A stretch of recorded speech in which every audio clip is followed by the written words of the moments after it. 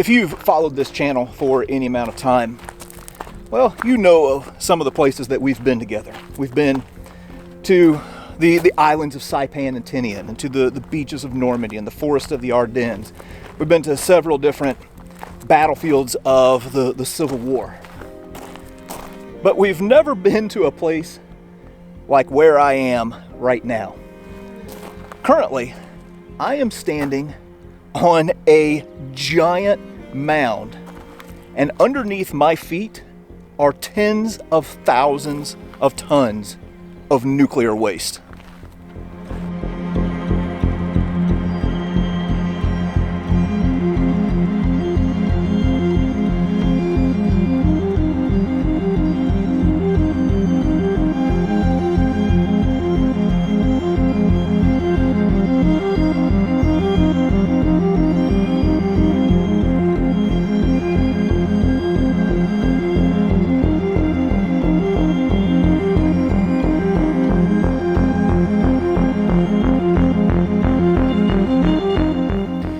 All right, well, you heard me right.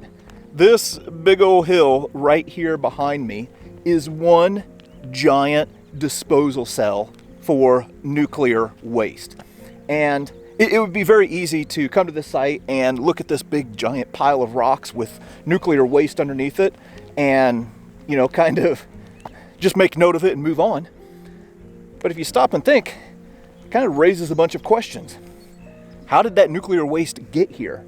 What was the history of this area that led to it being disposed of right here? Well, a lot of those questions are answered in this place right here. This is a new site called the Weldon Spring Site Interpretive Center, and they are not only helping with this back here, but also to educate the public about the history of the Weldon Spring Site that goes all the way back prior to World War II and then through the Cold War.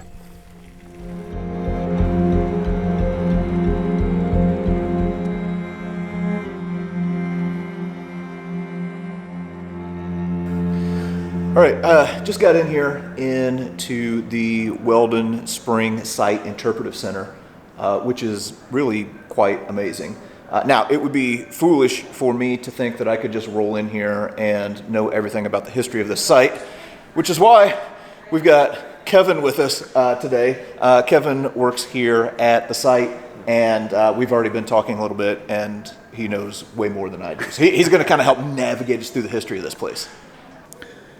As you walk into the interpretive center here, well, they kind of give you a little bit of an overview of the history of this site, and you can see this giant map that is laid out on the floor. Now, where we are is right here in this spot, but this whole area, if you were to go out and walk it today, it's a lot of forests, a lot of fields, but at one time, these were farms and towns.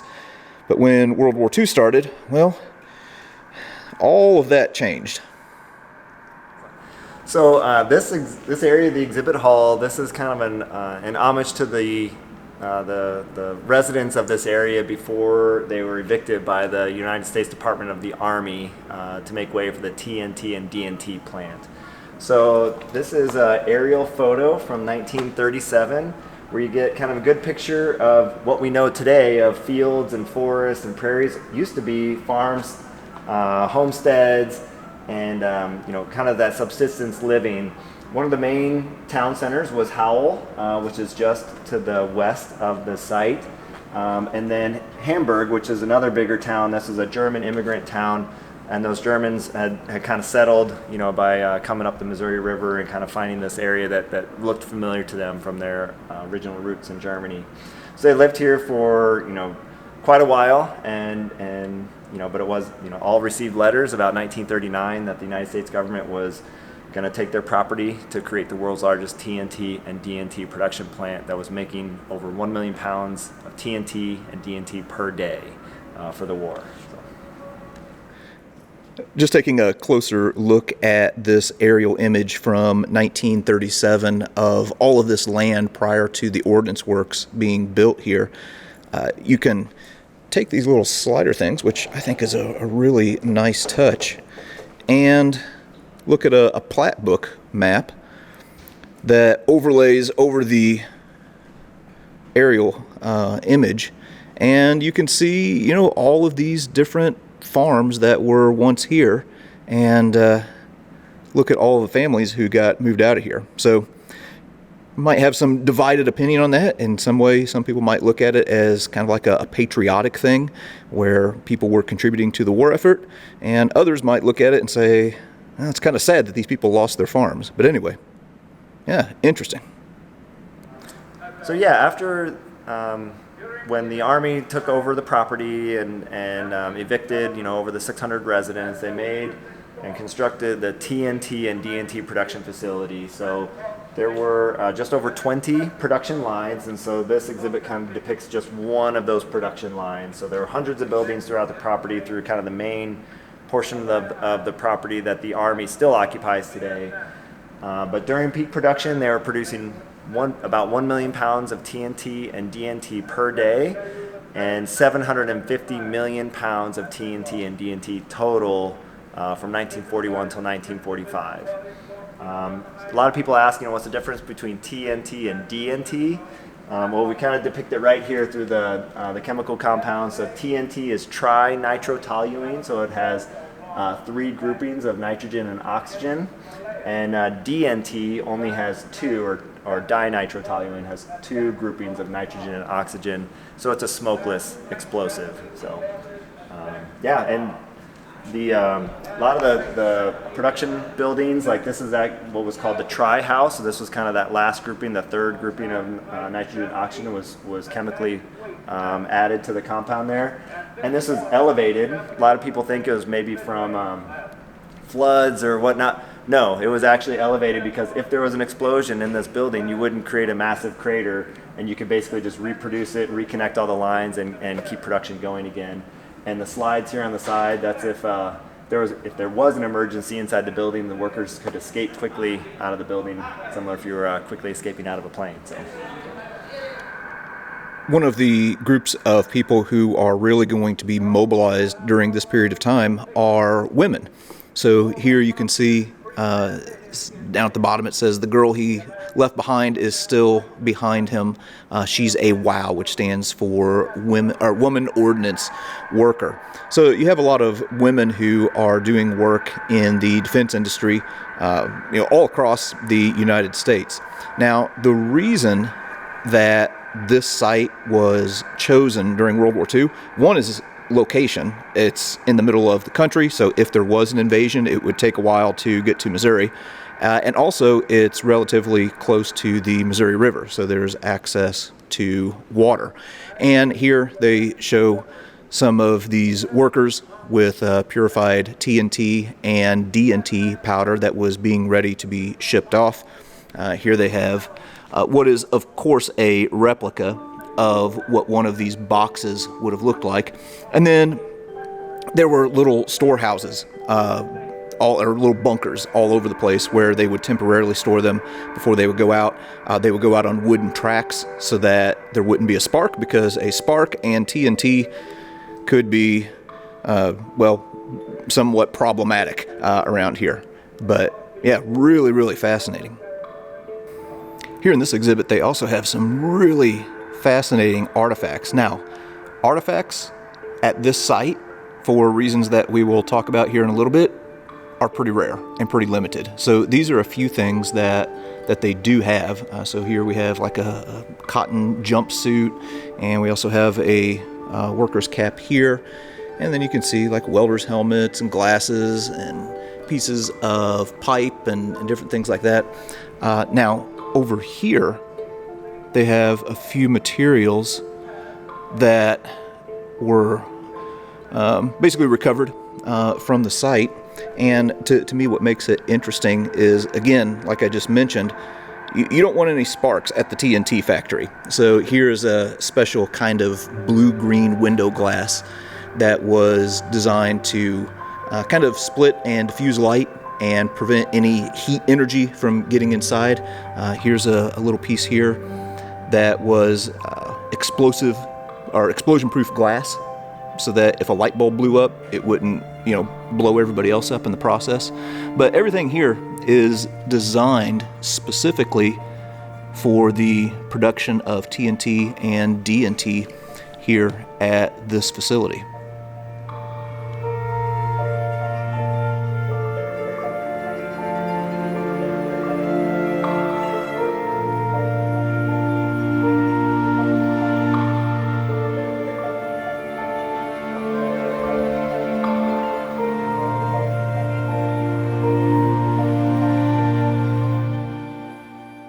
So the area of the exhibit hall we're in now, this is a photo of the Trinity test, which is the world's first nuclear weapons detonation. And the way that it kind of relates to this site is, while it did not specifically play a role in nuclear weapons development during World War II, later eras it did.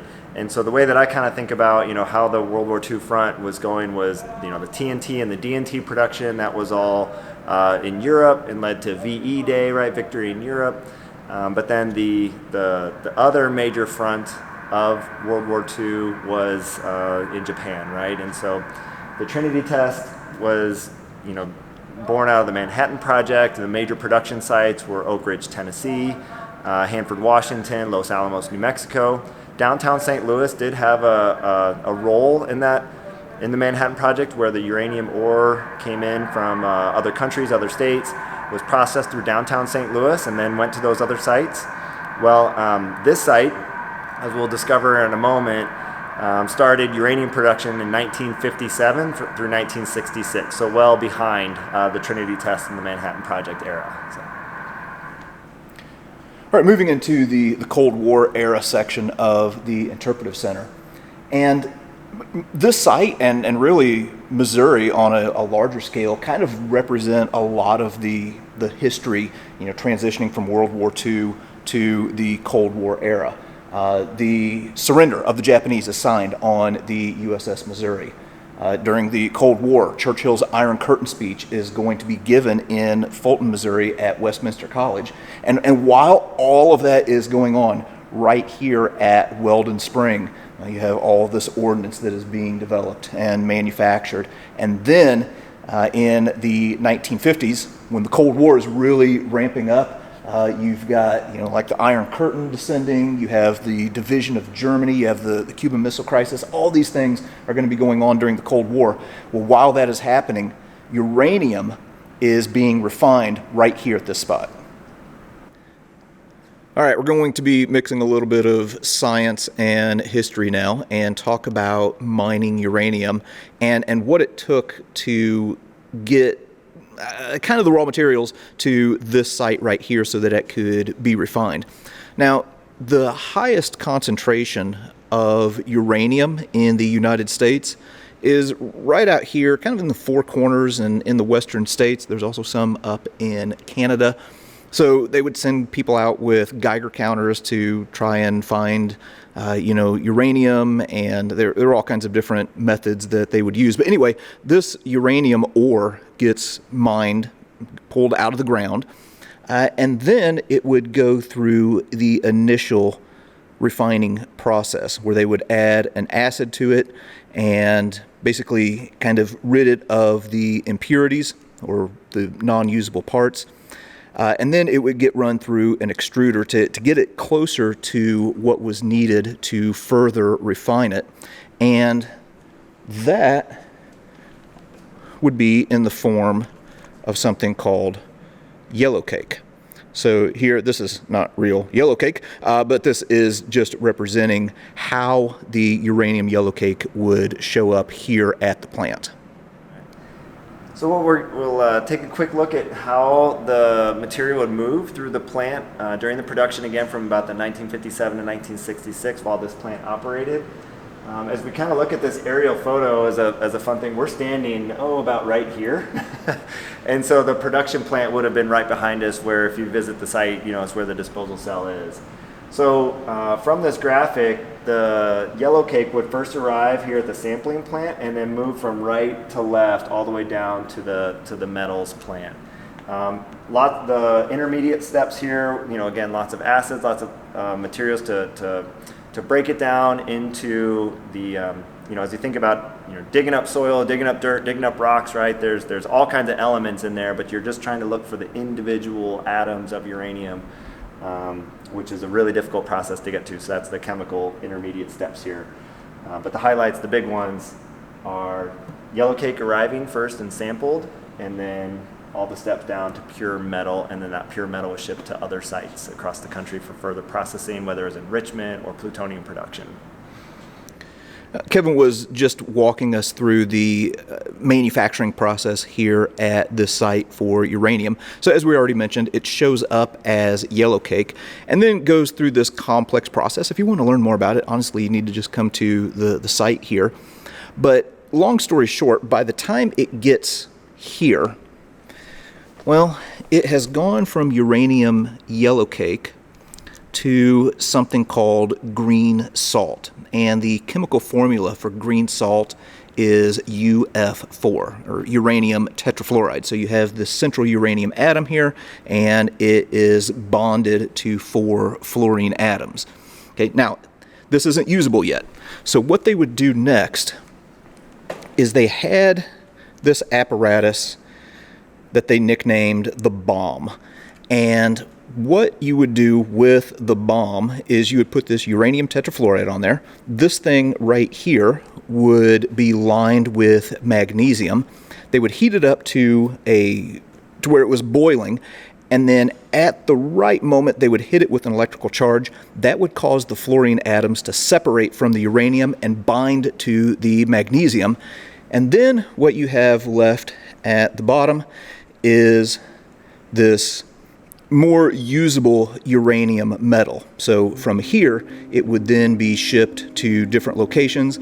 At some locations, they would turn it into fuel rods, which could be used in, like nuclear power plants, or it would be sent to Oak Ridge, where it would go through another process where they would separate the uranium-238 from uranium-235 and use the isotope of uranium that was suited for the atomic bombs.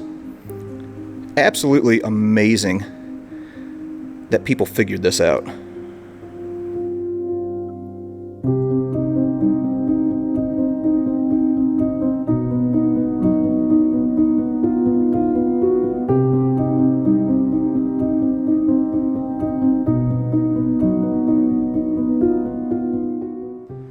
The uranium production facility here at Weldon Spring shut down in 1966. And then we enter into a new phase of this site, and people might come to this place and think, what did they do with all of that nuclear waste that was left behind? Here in this section of the center, they talk about what happened after the uranium plant shut down. And there was also a quarry that was close by that honestly served as just kind of like a dumping ground. And here you can see a picture, and these barrels, it has the letters MT on it. Well, that means they are empty. Now, I want to try and show a little bit of grace for people in the past. This was a new era, this nuclear era. People didn't maybe know exactly what they were dealing with, and were kind of doing what they could. But through modern eyes, we can look at this and say that's pretty nasty. So there was a heroic effort that is still ongoing to clean up these sites and to monitor them and make sure that they are safe for the public. So the exhibit we're at here today kind of talks a little bit about the cleanup, and I think it was meant to the heroic effort, right? I totally agree with that. It's quite the effort from the whole what's called circular, the Superfund process, the Comprehensive Environmental Response Compensation and Liability Act. Really prior to 1970, before the 1970s when EPA comes around, Environmental Protection Agency, there were no laws, and so people were they doing the common practice at the time. They had a hole in the ground, that's where you dump your waste and material. Well, today obviously those laws are in place that don't allow that. Well, the laws are written and the CERCLA is written in a way that, first you go through site discovery, preliminary assessments and site inspections, hazard rankings, national priority listing, and so this site was added to the national priorities list in 1987 and 1989. Remedial investigations, remedy selections, records of decision, remedial designs, remedial actions, that's the active cleanup, the actual stuff, and then down to construction, completion, and operation and maintenance. And so this site has been through every single one of these steps with continuous public participation throughout. There was a robust public feedback process through the Weldon Spring Citizens Commission. And even today, of course, that's the point of the interpretive center, so that we continually get to tell this story, field any questions that the public might have about this cleanup process. And of course, we get to tell the story of the disposal cell, which is just outside the back door here, where all of that waste made its way into and is safely housed and contained within the layers of that disposal cell. When you come to this site, the really prominent feature of this place is the disposal cell.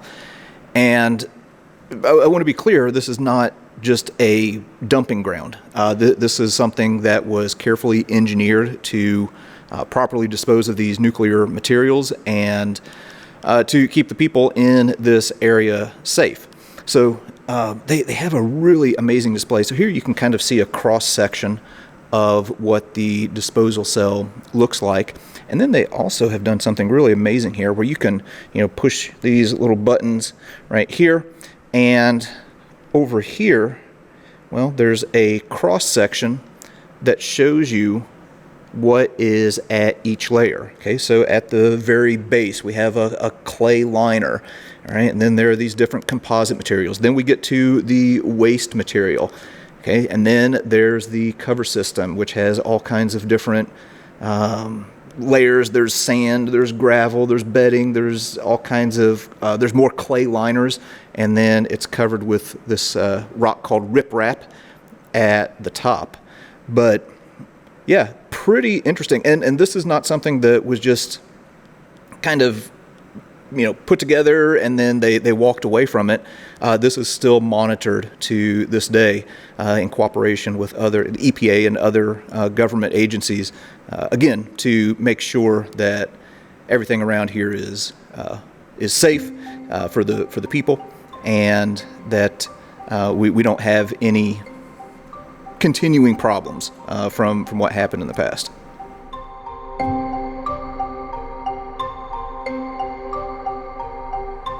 All right, so that was a little bit from here at the Interpretive Center at the Weldon Spring Site, which it's new, and if you're in the St. Louis area, you should definitely come here because it is really impressive, and we're only kind of scratching the surface of what there is to learn here. But for now, we're going to head back outside and take a little walk up to the summit of the disposal cell.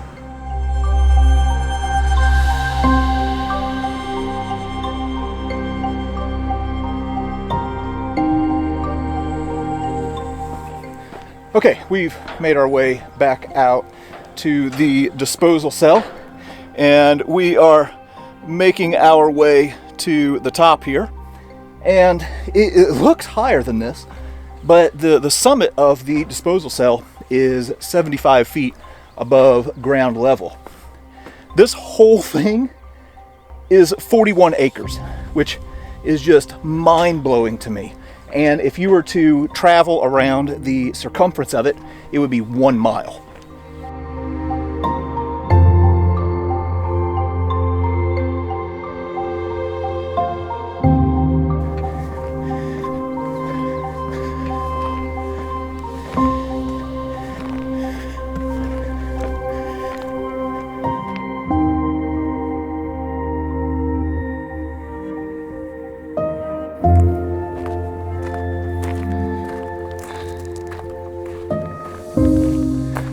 All right, well, we have made our way to the top of the disposal cell, and holy smokes,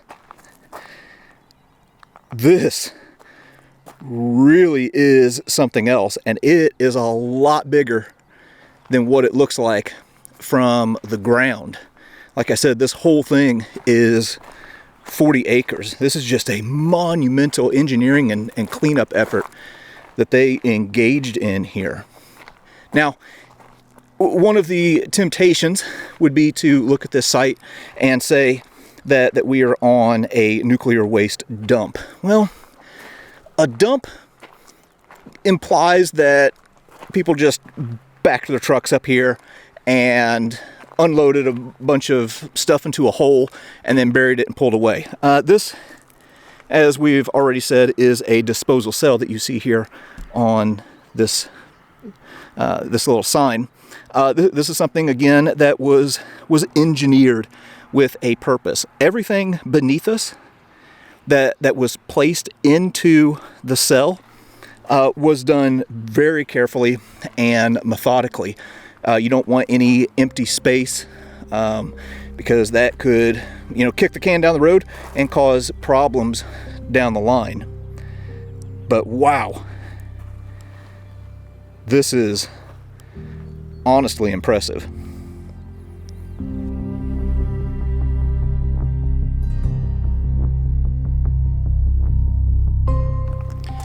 All right, well, there you go. That was a little bit here from the disposal cell at the Weldon Spring Site. Really impressive, and I learned a lot today. And something else that's really impressive, again, I've mentioned before, I'm an outdoors guy. I like to hunt and fish. Seeing how this land was reclaimed, and now everywhere that you look is just miles and miles of forest where birds and wildlife and plant life has kind of reclaimed this area. So the history here, is it complicated? Yeah, absolutely. Was it good to create things for the war effort? Yeah. Did the people know what the long-term impact of what was going to happen here? Maybe not.